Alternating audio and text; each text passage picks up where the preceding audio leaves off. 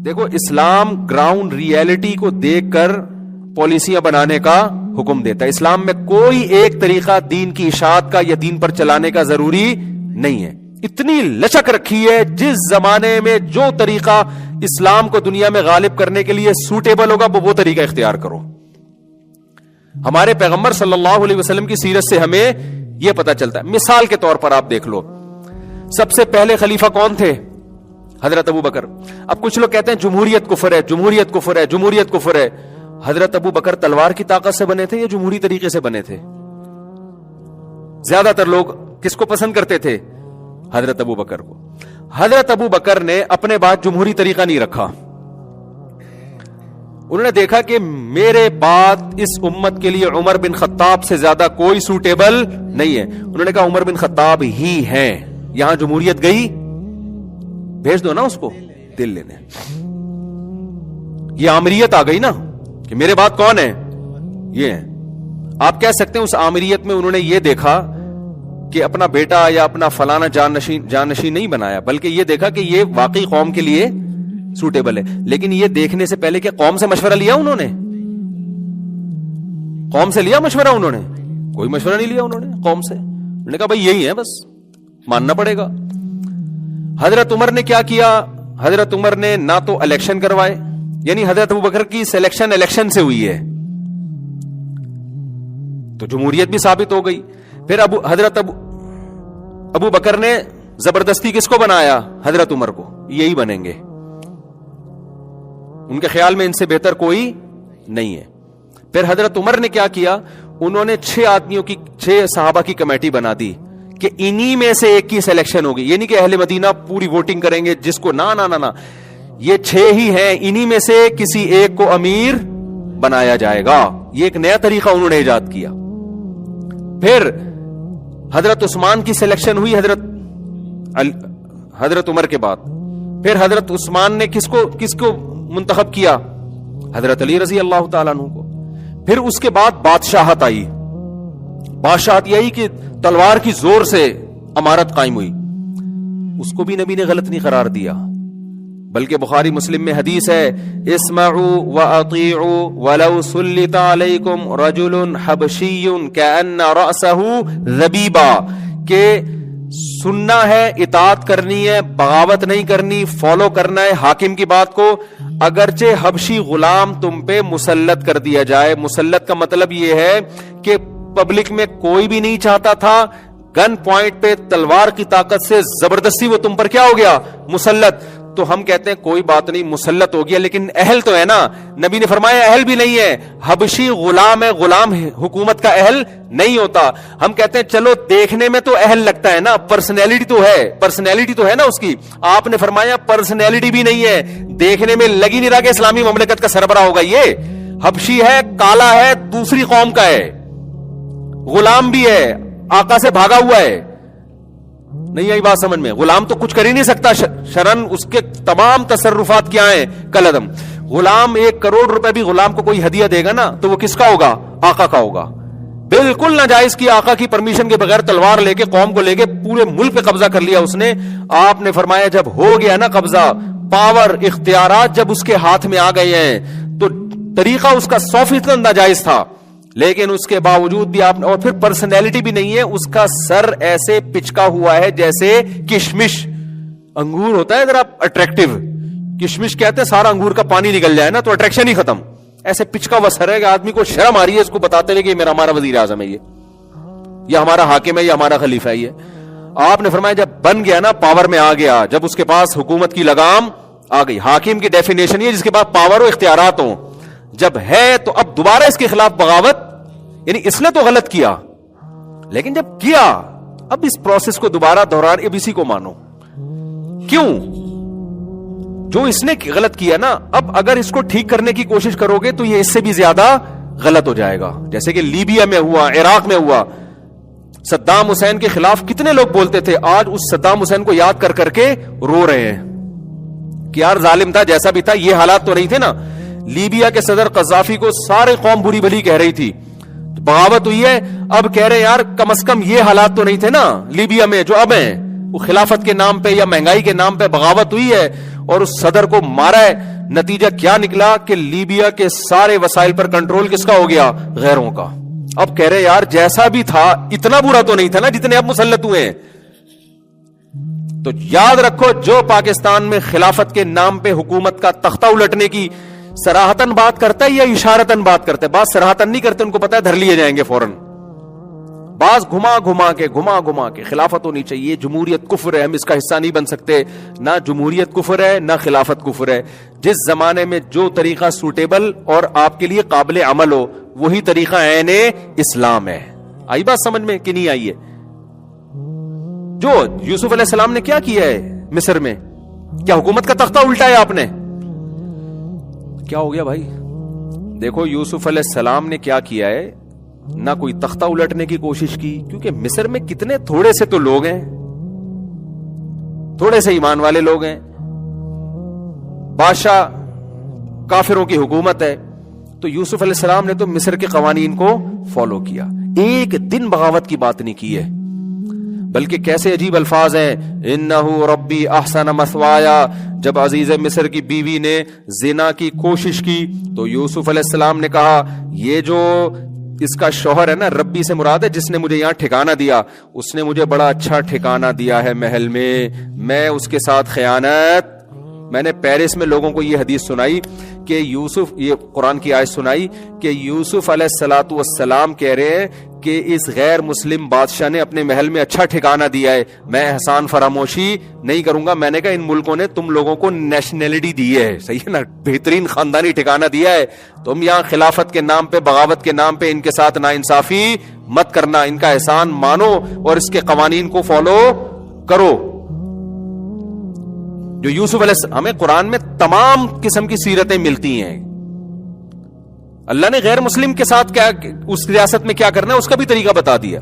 جہاد کا ایک ٹائم ہے, ایک پاور ہونی چاہیے آپ کے پاس, ایک مضبوط فوج ہونی چاہیے آپ کے پاس, ایک سسٹم ہونا چاہیے. جیسے مدینہ میں چاروں طرف معاہدے ہو رہے ہیں نا, مدینہ میں تو لڑائیاں مسلط کی گئی ہیں, خود تو آپ نے جنگ ٹالنے کی کوشش کی ہے. جب آپ کی ایک مضبوط ریاست بن گئی, ایک بہترین طاقتور فوج تیار ہو گئی ہے, اس کے بعد آپ صلی اللہ علیہ وسلم نے مکہ پہ حملہ کیا ہے, اٹیک کیا ہے. 4 آدمی کہیں یونیورسٹی میں جمع ہوتے ہیں چائے کے کھوکے پہ نا, یہ بھی یونیورسٹی پڑھتا ہے نا, یہ بتاتا رہتا ہے, چائے کے کھوکے پہ 4 آدمی جمع ہوں گے, تھوڑا دین کی طرف اول تو آتے نہیں ہیں, آتے ہیں تو پھر ادھر کو نکل جاتے ہیں. ایسا ہی ہے نا آپ کے یہاں, شاید اقرا میں ایسا نہیں ہوگا, کہ کراچی یونیورسٹی میں بہت ہو رہا ہے ایسے. تو 4 آدمی جمع ہوتے ہیں, وہ تھوڑا دین پر آئے, داڑھی واڑی رکھ لی, تبلیغ میں وقت لگا لیا, اب تبلیغ میں وقت لگا کر آئے تو پھر ان کو 6 آدمی گھیر لیتے ہیں, آ جاؤ بھائی ادھر آ جاؤ, تم بتاؤ خلافت قائم کرنا فرض ہے یا نہیں ہے؟ یہ کب تک لوگوں کو نماز روزے کی ترغیب دیتے رہو گے, بغلوں کے بال صاف کیا کرو اور یوں کیا کرو؟ یہ کیا ہے یار, یہ کیا؟ اصل تو نظام ہے, نظام, سسٹم. دودھ پتی کے پیسے ان کے پاس نہیں ہوتے, وہ چندہ لیا ہوا ہوتا ہے انہوں نے. تو مروائیں گے بھائی تمہیں, مروائیں گے تمہیں. تو گراؤنڈ ریئلٹی کو دیکھ کر جو پالیسیاں بنتی ہیں وہ پائیدار ہوتی ہیں, جو گراؤنڈ ریئلٹی کو دیکھ کر کام نہیں ہوتا تو دلائل ہر ایک کو مل جاتے ہیں. تو اسی ریاست تمہیں ملی ہے, اگر تم نے خلافت کے نام پہ اس ریاست کو تباہ کرنے کی کوشش کی تو خدا کی قسم اس سے بھی جاؤ گے. یہ کوئی خیر کی امیدیں نہ لگانا, پھر اس سے بھی برباد ہو جاؤ گے. اسی کو ٹھیک کرنے کی کوشش کرو. لوگ کہتے ہیں ٹھیک نہیں ہو رہی, تو جو کام نہیں ہو رہا اس کو اس طریقے سے کرنا کہ اس سے بھی زیادہ غلط ہو جائے. دیکھو ایک پاورفل آدمی آپ سے 1 لاکھ روپے لے کے بھاگ گیا, آپ اس کے پاؤں پکڑا, بھائی میرے قرضہ دے دے, میرا قرضہ دے دے, میرا قرضہ دے دے. تمیز سے دے نہیں رہا, وہ کہہ رہے نہیں میں نہیں دے رہا, جا جو اکھڑنا ہے اکھاڑ لو. اب آپ نے کیا کیا, آپ نے بولا بیٹا میں اب اس کی ایسی کی تیسی, اس کی تو ناک پھوڑوں گا میں. لوگوں نے کہا بھائی تو اس کی ناک پھوڑے گا نا, اس کی پھوٹے نہ پھوٹے تیرے دانت ٹوٹ جائیں گے, یہ بڑا پاورفل آدمی ہے. آپ جواب میں کہہ رہے ہیں یار تو ایسے تو پھر میں ایسے ہی بیٹھا رہا ہوں, ایسے تو کچھ ہونے والا ہی نہیں ہے, ایسے تو میرے پیسے ڈوب جائیں گے. تو ہم کیا کہیں گے کہ اگر تو اس سے زبردستی پیسے نہیں نکال سکتا تو کیا وہ طریقہ اختیار کرنے کا حکم دیا جائے گا کہ جو تو اگلے 1 لاکھ بھی تیرے جائیں, یہی کہا جائے گا نا, یا تو 2-2 کروڑ کے دانت لگے ہوئے یہ بھی تیرے جائیں, اس سے پیسے پھر بھی نہیں نکلیں گے. جو پارٹس تیرے باقی رہ گئے ہیں نا, 2-3 کروڑ کے پارٹس اللہ نے جو دیے ہیں, اور جو ایٹمی خزانے تمہیں اللہ نے عطا فرمائے ہیں, یہ تمام کے تمام خزانے کیا ہو جائیں گے؟ یہ بہت باریک لفظ ہے ایٹمی خزانے, اس میں بہت مفہوم اس کا بہت وسیع ہے, کبھی تنہائی میں غور کیجئے گا. جو اللہ نے جتنے بھی قسم کے خزانے دیے وہ سارے کیا ہو جائیں گے؟ ایٹمی طاقت ہے نا پاکستان, اس کی بات کر رہا ہوں میں, کہ وہ خزانے کیا ہو جائیں گے؟ تباہ ہو جائیں گے اگر پاکستان کے خلاف آپ نے کچھ کیا. تو یہی کچھ ہو رہا ہے میرے بھائی. ریاست بہت پاورفل ہوتی ہے.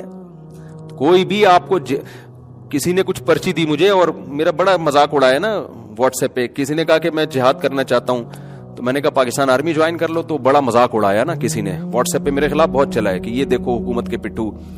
بھائی دیکھو, جب پاکستان کی نہیں اوور آل بات کر رہا ہوں, کسی ریاست کے اندر اگر کوئی جہاد کر رہا ہے نا, تو یا تو ریاست کی پرمیشن سے کر رہا ہے یا پرمیشن کے بغیر کر رہا ہے. پرمیشن سے کر رہا ہے تو وہ ریاست ہی کے لوگ کروا رہے ہوتے ہیں اوپر.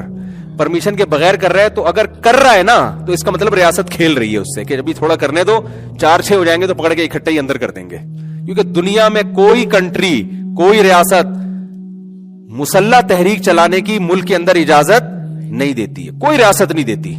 اگر دی ہوئی ہے نا اس نے, تو سمجھ لو کوئی بہت بڑا گیم تمہارے ساتھ ہونے والا ہے, بہت بہت خطرناک گیم ہونے والا ہے. اس نے کھلی چھوٹ دی ہوئی ہے کہ 2-4 آدمیوں کو کیا پکڑ کے اندر کریں, ہول سیل کے حساب سے اکٹھے ہی پکڑ کے اندر کر لیں گے. اس لیے میں نے نوجوانوں کو بربادی سے بچانے کے لیے کہ ریاست پاکستان ایک ریاست, یہاں کے جہاد کی بات کر رہا ہوں, پوری دنیا کی بات تھوڑی کر رہا تھا میں اپنی پرچی میں.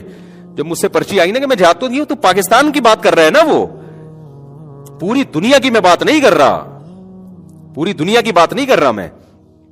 یہاں جب کوئی جہاد کے لیے بات کرے گا نا, یعنی تو بھائی یا تو آرمی جوائن کرو تمیز سے, نہیں کر رہے تو اس کا مطلب پھر یہ ہے کہ کچھ بھی ہو سکتا ہے تمہارے ساتھ. پھر تو ایسا نہ کوئی تمہیں بیوقوف بنا رہا ہو جہاد کے نام پہ, وہ تمہاری صلاحیتوں کو غلط استعمال کر رہا ہو, یا وہ خود بیوقوف بن رہا ہو, اسے کوئی اور اس کو ٹوپی کرا رہا ہو.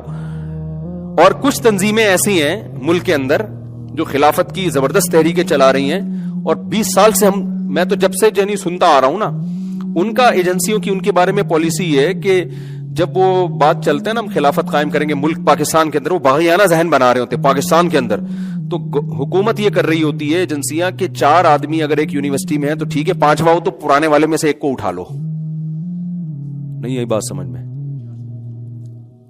4 ہو گئے 5 ہو گئے, کہتے ہیں برداشت ہے, جیل میں بھی اتنا مسئلہ ہے ہمارے لیے, کہاں روٹی پانی کھلانی پڑے گی, تو ابھی 5-6 بیٹھے ہوئے دودھ پتی پی رہے ہیں, تھوڑا سا چلنے دو. تو جب چھٹا ہوگا نا, ان کو پتا ہے اب یہ برداشت سے کیا ہو رہے ہیں باہر, نئے والے کو نہیں اٹھاتے, پرانے میں سے ایک کو کیا کر دیتے ہیں, شارٹ. تو کہتے ہیں عظیم قربانیاں ہمارے لیڈر دے رہے ہیں, جیلوں میں بھرے ہوئے ہیں, اور ہمارے عظیم لوگ ہیں, ہمارے حضرت جی کو 20 سال کے بعد اٹھا لیا گیا ہے, اب ہم اس کو انشاءاللہ کنٹینیو کریں گے. او بھائی کنٹینیو تو تم کرو گے نا, تو تم بھی 6, 7, 8 تک جب پہنچو گے تو پرانے 2 مارکیٹ سے کیا ہو جائیں گے. گورنمنٹ بہت پاورفل ہوتی ہے, تو یا تو سیدھا فوج میں چلے جاؤ, بارڈر کی حفاظت کرو. آپ کہہ سکتے ہو فوج میں بہت 2 نمبر لوگ بھی ہیں, تو آپ 1 نمبر چلے جاؤ, فوج نے کوئی پابندی تھوڑی لگائی ہے. ISSB کا جو بھی امتحان دے گا وہ کلیئر ہو جائے گا. داڑھی والے جائیں گے تو مذہبی رجحان بنے گا, لبرل لوگ جائیں گے تو لبرل آرمی بن جائے گی. وہ تو آپ کے اچھا لوگ یہاں کہتے ہیں یہ ہو ہی نہیں سکتا, سلیکشن میں مذہبی لوگوں کو رکھتے ہی نہیں ہے. یہ مشاہدے کے خلاف ہے, یہ مشاہدے. آپ کو یقین نہیں آتا, میں آرمی میں اتنے بڑے لیول کے آفیسر سے آپ کو ملوا سکتا ہوں جو تہجد گزار ہیں, رمضان میں تراویح, ہر طرح کے لوگ ہیں, کرپٹ بھی ہیں, ایماندار بھی ہیں, دیندار بھی ہیں, لبرل بھی ہیں. تو جس طرح کی پبلک جائے گی اسی طرح کی پبلک آگے آئے گی. تو یہ آپ کے پاس بہترین راستہ ہے کہ ملک میں اگر آپ چاہتے ہو کہ ہمارا ملک صحیح اسلامی نہج پہ جائے, تو یہ جو قانونی ادارے ہیں ان میں اپنے بچوں کو بھرتی کرنا شروع کرو آپ, بجائے اس کے کہ فوج کے خلاف فوج کو پٹخ کے نئی فوج لے کر آؤ. یہ نہیں ہو سکتا, ناممکن ہے. بہتر نہیں ہے کہ ایک سلیکشن کا طریقہ رکھا ہے نا, تمیز سے آؤ, کہتے ہیں ISSB کلیئر کرو, انٹر ہونا چاہیے, اتنے آپ کی باڈی کا اتنا قد ہونا چاہیے, اور وغیرہ وغیرہ, وہ ساری اس پہ آپ پورے اتر جاؤ. آپ کہتے ہو بغیر سفارش کے نہیں ہوتا, 2-4 سفارشیں بھی لگوا دو یار, ٹھیک ہے نا. غلط ہے, سفارش نہیں ہونی چاہیے. فوج میں سفارش کا نظام ہے, لیکن اتنا نہیں ہے کہ نا اہل بھرتی ہو جائے. 2 اہل ہوں گے نا تو ان میں جو سفارش والا ہوگا ہو سکتا ہے وہ آگے نکل جائے, لیکن ہوگا وہ اہل. ایسا نہیں ہوتا کہ وہ نظر ہی نہیں آ رہا. ڈرائیونگ لائسنس میں جو مل رہا ہوتا ہے نا, اندھوں کو بھی لائسنس مل رہا ہوتا ہے, وہاں ایسی سفارش چل رہی ہوتی ہے. گورنمنٹ کے دیگر اداروں میں خطرناک سفارشیں چل رہی ہیں, فوج میں بھی چلتی ہوگی سفارش, لیکن اتنی نہیں ہے کہ ایک لنگڑا کمیشن آفیسر یا شوگر کا پیشنٹ چلا جائے, وہ کہتے ہیں یہ بھی ہے, دونوں سلیکشن کے قابل ہے, اس کا پوا آ گیا تو اس کو کر دو, اس کو فیل کر دو. یہ ہو سکتا ہے بھائی قابلیت. اور ابھی تو آرمی کے جو چیف آئے ہیں وہ تو یتیم تھے یار, وہ تو اپنی قابلیت کی بیس پہ وہاں تک پہنچے ہیں. ان کی تو آپ ہسٹری پڑھ لو. تو میں اتنا کوئی اس کے فیور نہیں کر رہا, ساری چیزیں ہو رہی ہوتی ہیں, 1 نمبری بھی ہوتی ہے, 2 نمبری بھی ہوتی ہے, لیکن اس 2 نمبری کو ختم کرنے کا طریقہ یہ ہے کہ تمیز سے پڑھ لکھ کے جو ایک پروسیس ہے اس سے گزر کے آپ فوج میں جاؤ, آپ چیف آف آرمی اسٹاف بننے کی کوشش کرو. اور یہ جو آپ نے نیگیٹیوی پھیلائی ہے کہ یہ ہم بن ہی نہیں سکتے, یہ تو امریکہ کی طرف سے فیصلے ہوتے ہیں, تو ہو سکتا ہے امریکہ کیا اسرائیل کی طرف سے ہوتے ہوں, لیکن یہ تبصرہ آپ کا یہاں بیٹھ کے نہیں سنا جائے گا. آپ ذرا اپر لیول پہ جا کے دیکھو ہو کیا رہا ہے. اس کے بعد پھینکنے والے مارکیٹ میں ہول سیل کے حساب سے موجود ہیں.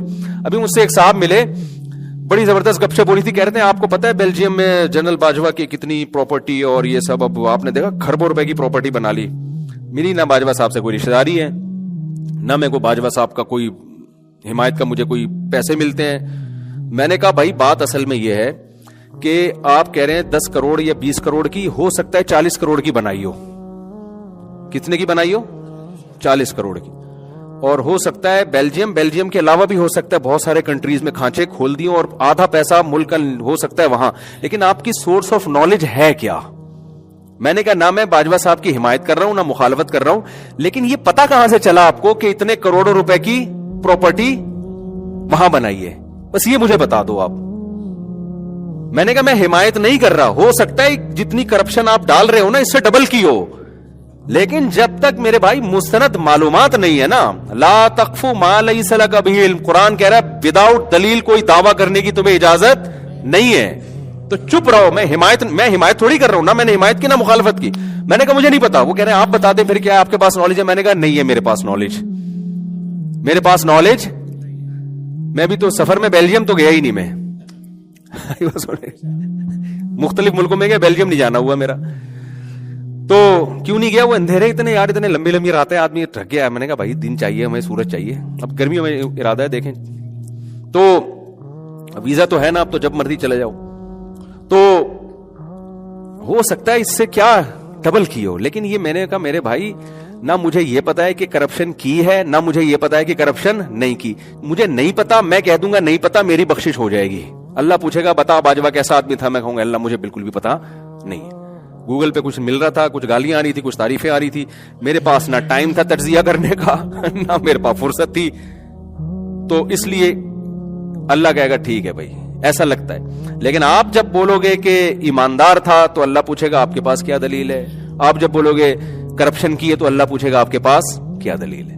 تو سیاسی اختلافات تو وہ تو ادھر بھی لگیں گے الزامات. جب سیاست میں تو میرے بھائی جب تک بھر کے الزامات نہ لگائے جائیں پاکستان میں سیاست چلتی نہیں ہے.